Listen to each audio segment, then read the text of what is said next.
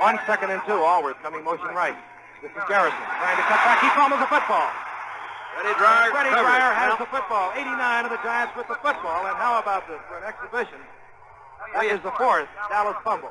Well, hello. Thank you so much for taking time out of your day to check out this video. And welcome to the Gridiron. And before I get started, I just want to say thank you so much to everyone out there who's been watching my videos. Thank you. If you can maybe give this video a thumbs up or possibly leave a comment below or maybe share this video, it would mean so much to me. But just anyway, thank you so much for just taking time out of your day to check out this video. Thank you. Well, I'm getting some good news, you know, as far as injury reports on the upcoming game this Sunday against the Rams. Daniel Jones looks like he's good to go. He passed everything. So at the time when he suffered his concussion, it certainly didn't look like it was a for sure thing that he was going to be playing this Sunday. The way he was wobbling all and everything, I mean, it looked like that might be a week or two, before he can maybe, play again. But he's good to go. I mean, it was yesterday, got the green light. So got concussion on Sunday, right by Friday, he's good to go. So, all right. Now, what I was watching yesterday, okay, obviously still you got Saquon and Kenny Golladay, and they're still out.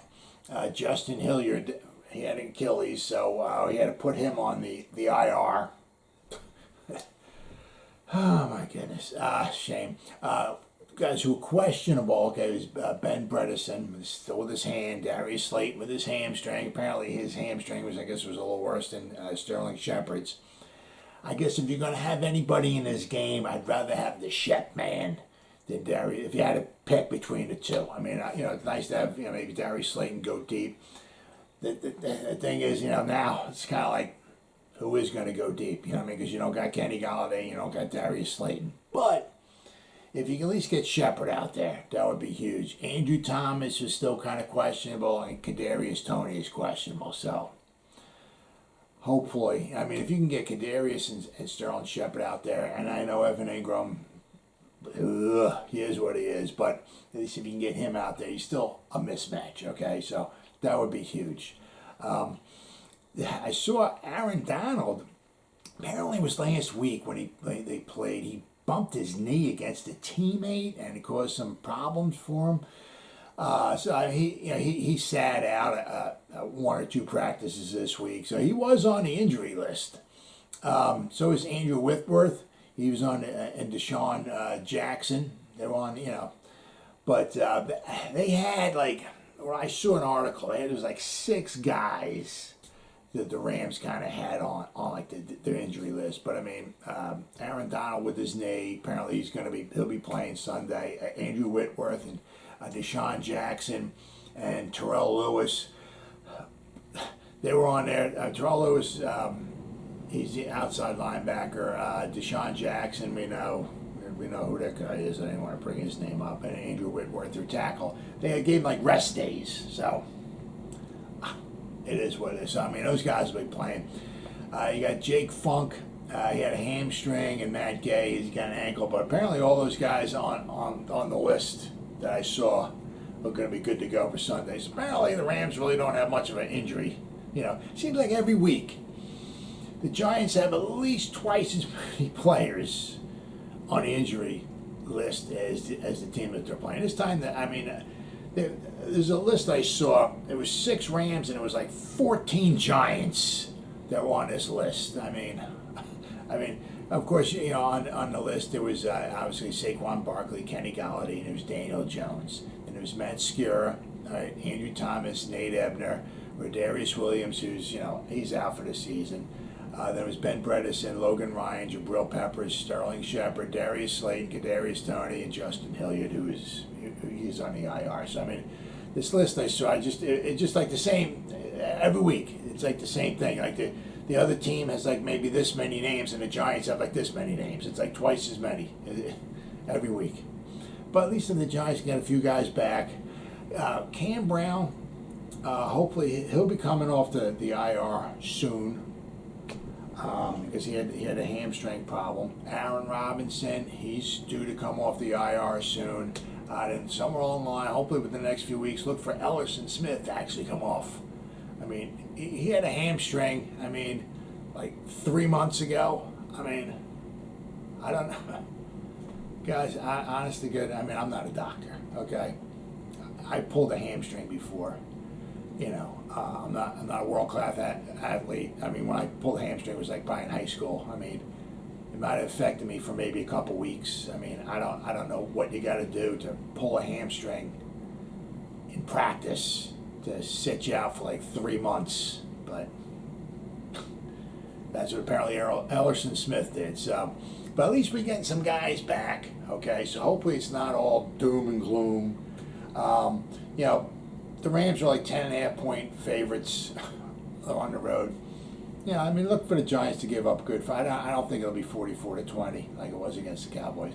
I think I'm not saying the Giants are going to win, don't get me wrong.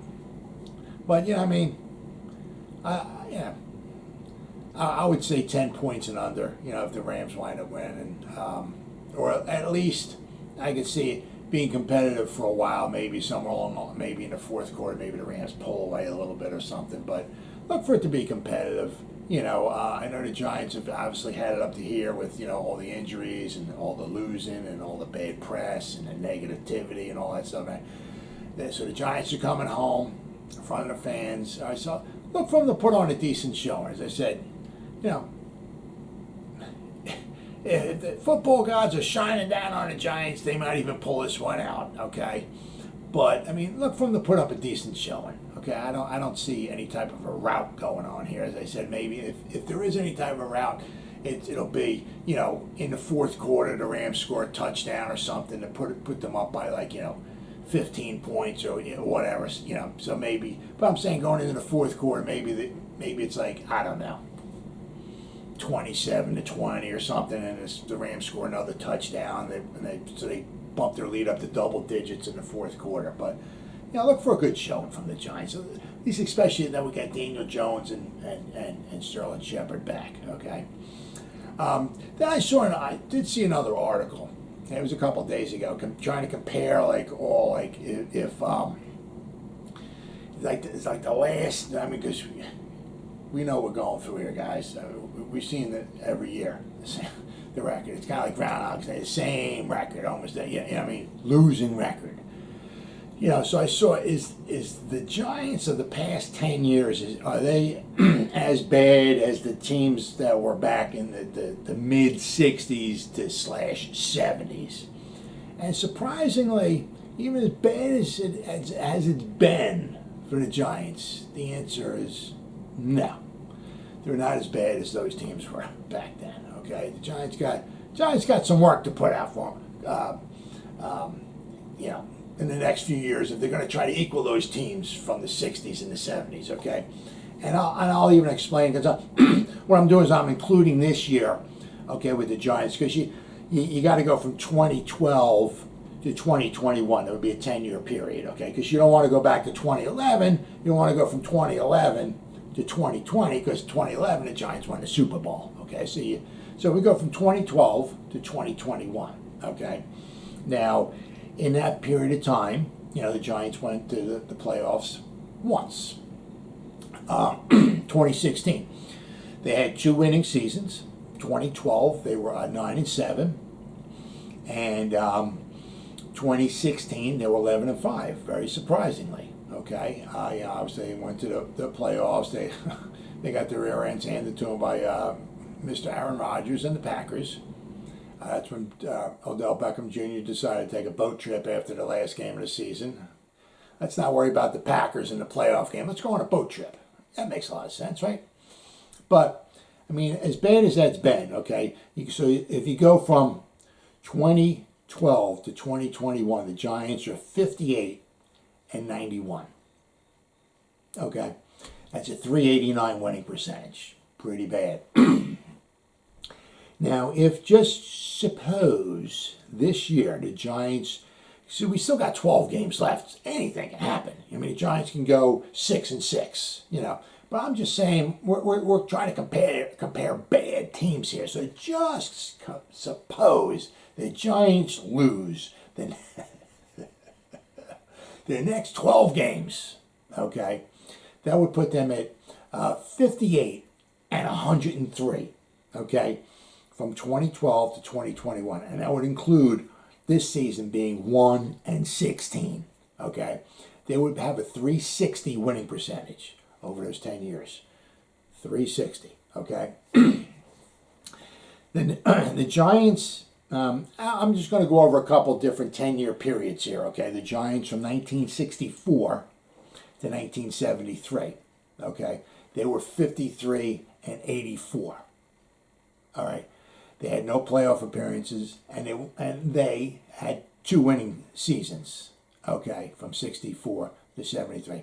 1970 and 1972, they had winning seasons. But they were 53, 83, and 4. That was a 390 winning percentage, okay? They had a couple really bad years from 64 to 73. I'll go over that in a couple minutes here.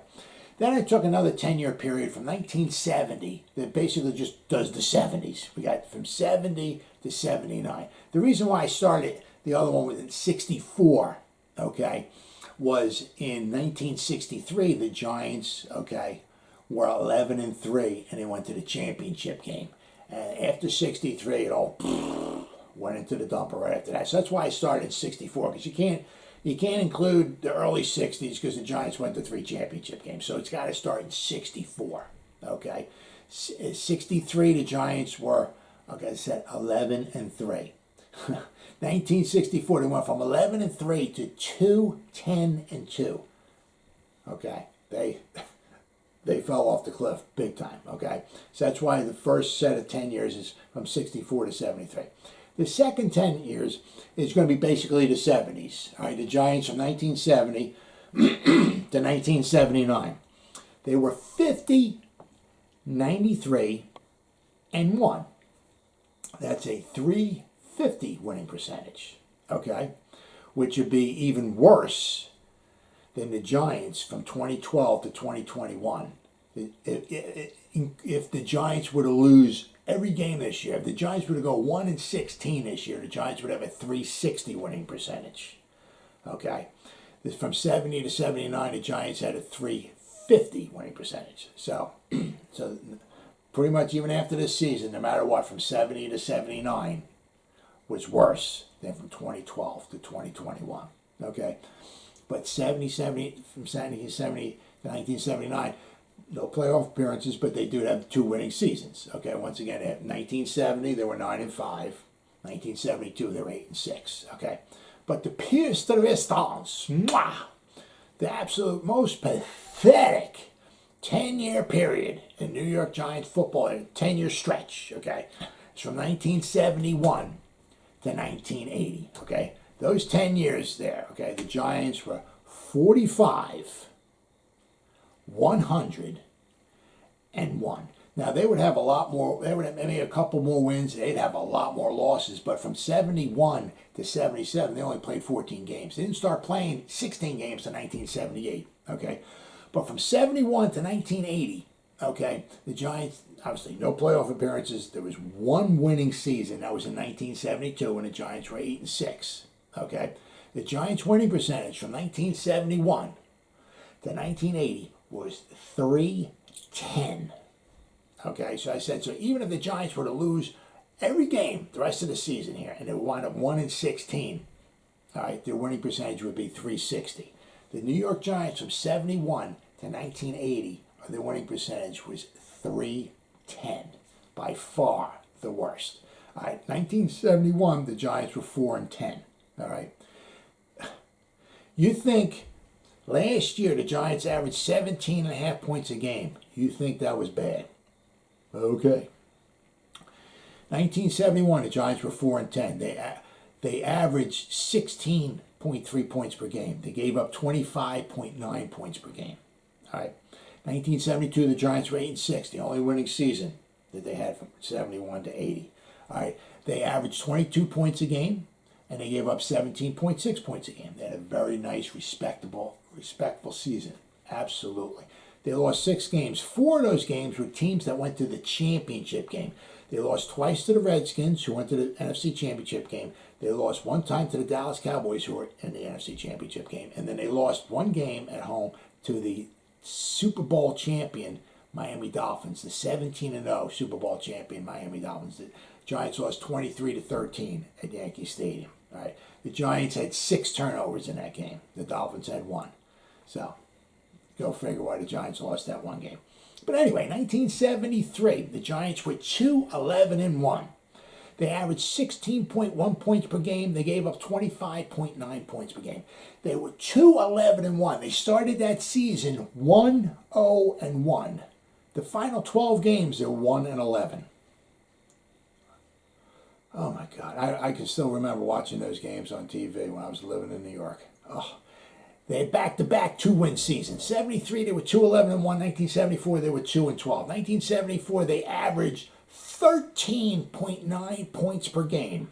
They gave up 21.4 points per game. All right. 1975, they were 5-9. They averaged 15.4 points per game. Gave up 21.9 points per game. 1976, the absolute worst of the worst. 76.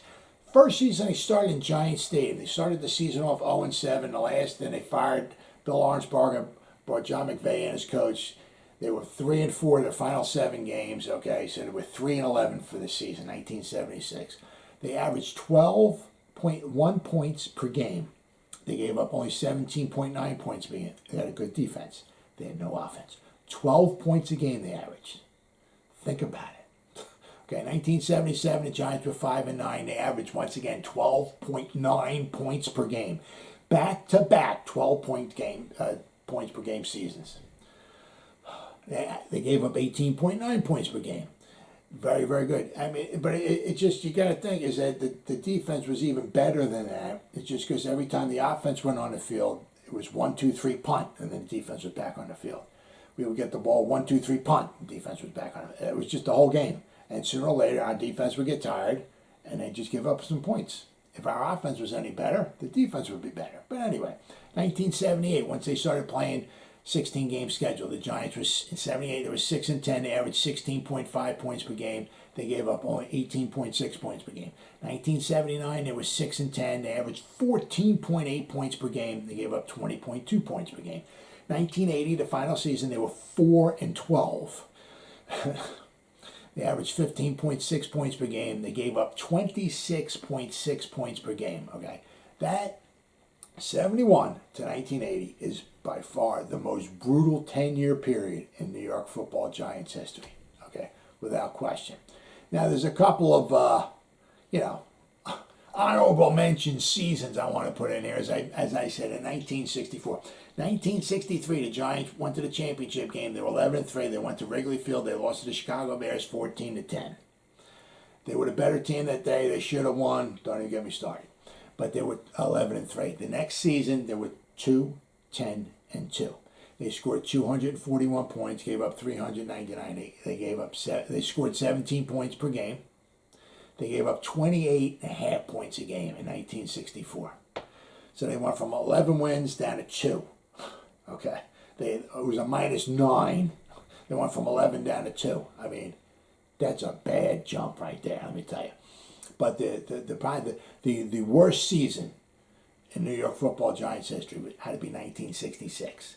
They were 1-12-1. Okay. They scored 263 points. They averaged 18.8 points per game. Not too bad. They gave up 501 points. And this is in a 14-game schedule. They averaged giving up 35.8 points per game. They averaged giving up 5 touchdowns a game. 35.8 points a game. Now, if this was in a 16-game schedule, they would give up 570 points. And if they played that defense today in a 17-game schedule, they would give up over 600 points in the season. They were bad. How bad were they? They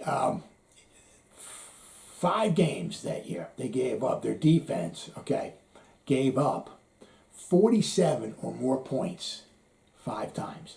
They lost to Dallas 52-7. They lost to the Rams 55-14. They lost to the Browns 49-40. They lost to the Steelers 47-28. The Giants scored 40 points or more twice, and they lost both games. But the worst one of them all, they lost to the Redskins, and it's the most points ever given up in a game, a regular season game. The Redskins gave up 73 points in a playoff game.